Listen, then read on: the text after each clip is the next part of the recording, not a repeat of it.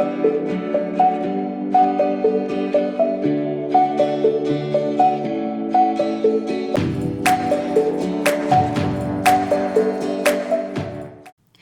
I'm Anne-Marie with Speak Confident English, and welcome to this week's Confident English lesson. I want to answer a question that I received recently from Anastasia about interrupting politely in English.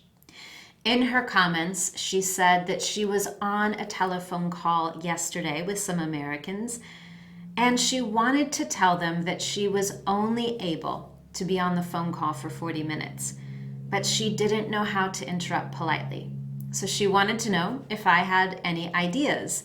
And I definitely have some ideas on this topic.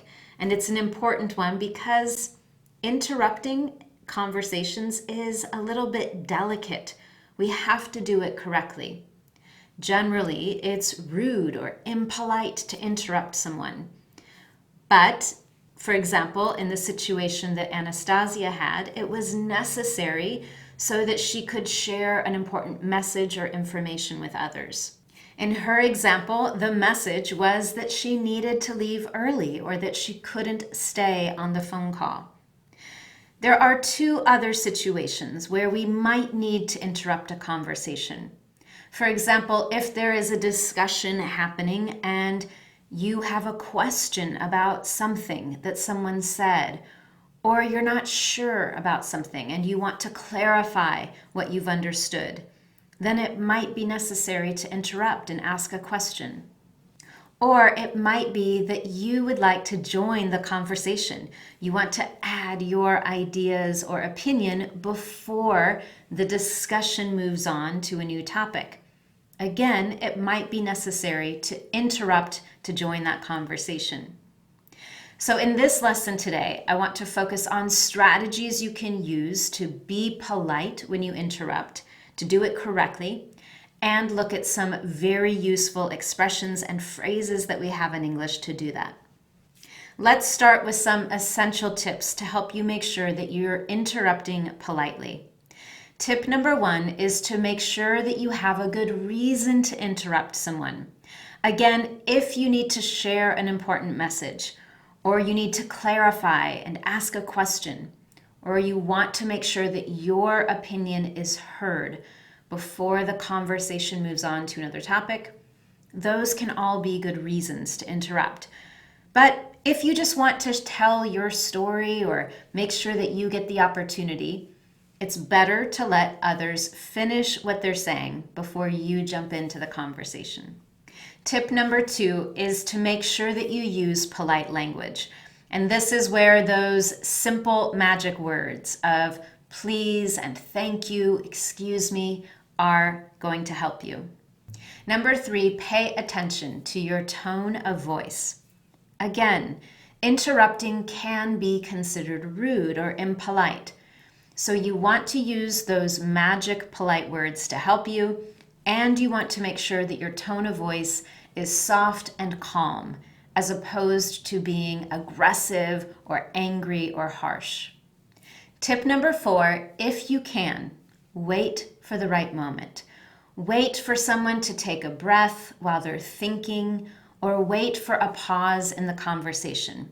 And number 5, if you can, try to use body language or non-spoken communication to help indicate that you want to interrupt. What I mean by that is you could use something like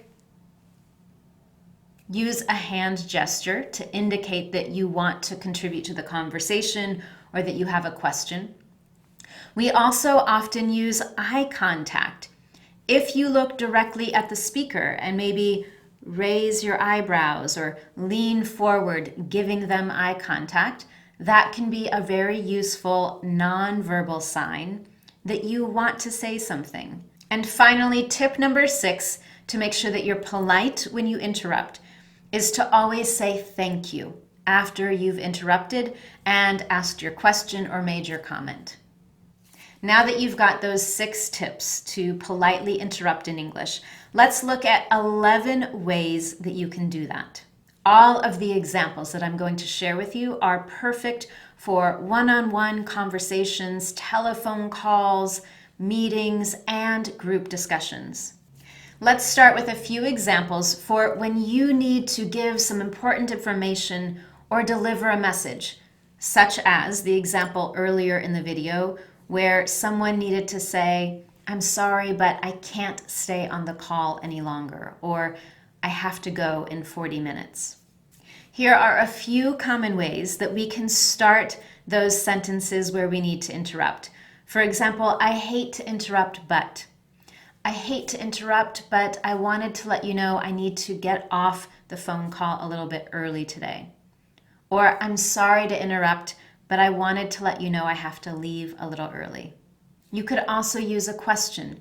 For example, I don't mean to be rude, but may I interrupt for a moment? Or may I interrupt quickly? Most of the time, of course, when we do it politely, when we use that polite language and a polite question, it's no problem to have a quick interruption.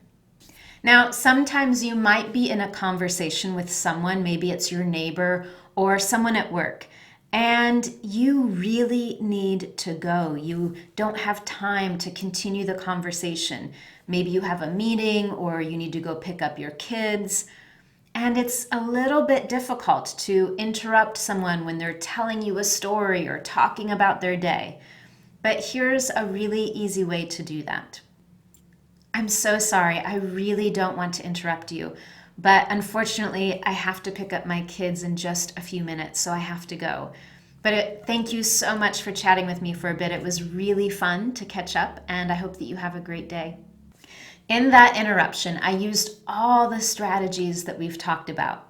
I started with a little hand gesture to indicate that I needed to interrupt.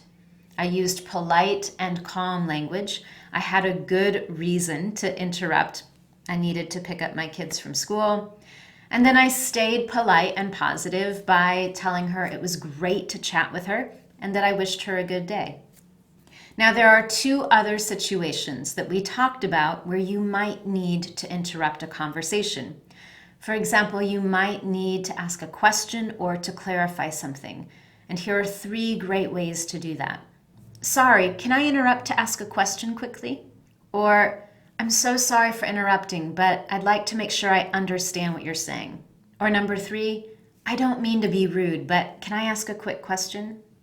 And finally, when you're participating in a conversation and you want to join in or add your comments before the topic changes, here are 3 more great ways to interrupt. I'm so sorry to interrupt, but before we move on, I'd really like to add my thoughts on this topic. Or, excuse me, can I jump in here for a moment? And finally, may I add something quickly? In those final examples, I did use a couple of phrasal verbs. In the first one, I talked about moving on to a new topic. When we move on to a new topic, it means to start to discuss something new or to change the topic. And then in the second one, I said, may I jump in here? And when we ask to jump into a conversation, it simply means to join a conversation. Now you can find all of these examples in the online lesson that I have for you. I've written them all out so that you can review them and start using them in your English conversations. In today's Confident English lesson, we focused on what to say when you need to interrupt the conversation. But in today's challenge question, I want to ask you, what do you say if someone interrupts you? What is the polite thing to say or do in English? You can share your thoughts and ideas with me in the comments section at the bottom of the lesson online. With that, thank you so much for joining me, and I look forward to seeing you next week for your Confident English lesson.